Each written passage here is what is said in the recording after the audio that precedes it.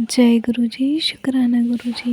ओम नमः शिवाय, शिव जी सदा सहाय। ओम नमः शिवाय, गुरु जी सदा सहाय। जय गुरु जी, शुक्राना गुरु जी। संगत जी, आज मैं कांटे जी का शुक्राना सत्संग शेयर करने जा रही हूँ, जो उन्होंने हमें रिकॉर्ड कर कर भेजा है। ये एक ब्लेस्ड कर देने वाला सत्संग है, तो कृपया अंत तक बने रहें। जय गुरु जी, शुक्राना गुरु जी। जय गुरु जी, शुक्राना गुरु जी। अनंतम अनंतम शुक्राना गुरु जी। ओम नमः शिवाय, शिव जी सदा सहाय। ओम नमः शिवाय, गुरु जी सदा सहाय।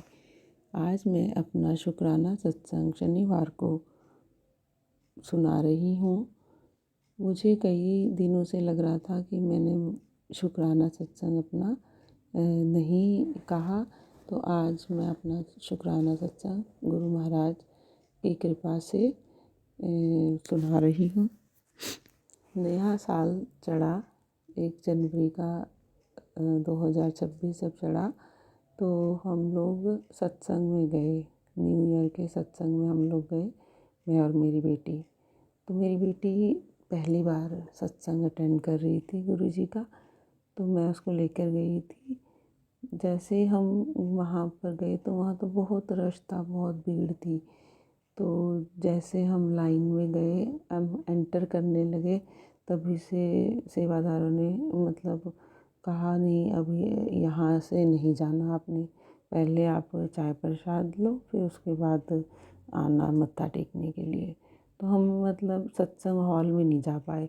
हमने पहले प्रसाद लिया, चाय प्रसाद लिया, फिर दोबारा से अपना दर्शन करने के लिए, जैसे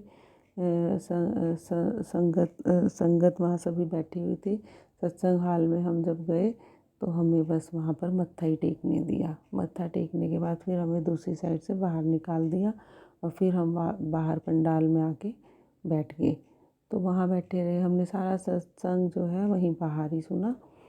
पर ये था कि ठंड बहुत थी, तो ऐसी जगह पे हम बैठे थे वहाँ पर हीटर अच्छा लगा हुआ था, और फिर हमें ठंड भी नहीं लग रही थी। तो हम लोगों ने फिर वहाँ पर लंगर प्रसाद लिया।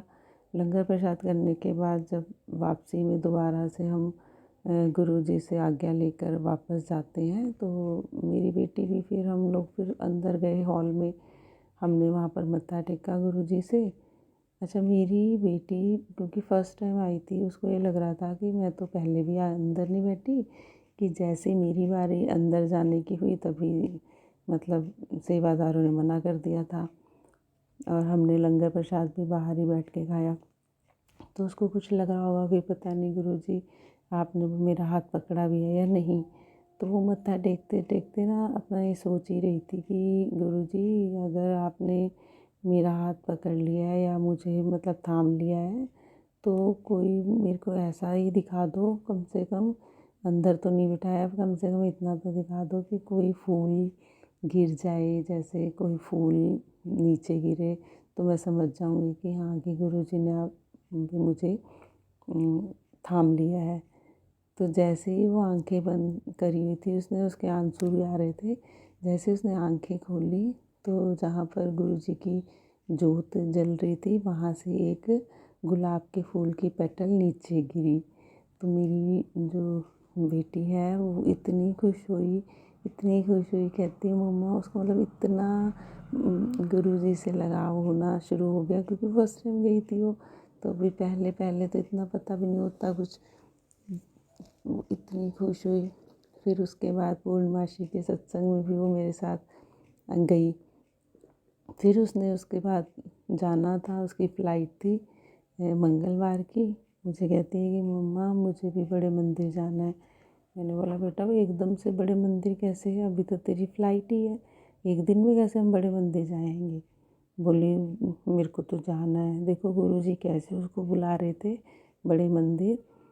तो तभी मैंने अपनी एक फ्रेंड को फ़ोन किया, मैंने बोला कि उसकी भाभी जाया करती थी बड़े मंदिर। मैं बोला किसी ने जाना तो नहीं है, तो कोई संडे को या कैसे, कहते मैं तो खुद बाहर हूँ, आउट ऑफ स्टेशन थी वो भी। तो कहती मैम आपको ना मैं बताती हूँ। उसने फ़ोन किया होगा अपनी भाभी को, तो उनके जो ड्राइवर हर बार जाते थे तो वो उनसे पूछा, वो कहते हाँ 2 सीटें हैं। उन्होंने फिर मुझे फ़ोन करके कहा भी हैं 2 सीट। हम बहुत खुश हुए, जय गुरु जी कि आपने मतलब हमें बुलाया। जब हम वहाँ पर जाने के लिए, देखो सीटें भी हमारी कैसे हुई कि जो ड्राइवर अंकल थे उन्होंने कोई कभी पहले 3 सीटें किसी ने बुक कराई थी, तो उनको बिल्कुल ध्यान से उतर गया कि भई हम उन 3 बंदों को मैंने कहा हुआ है, तो उनको बिल्कुल नहीं पता था।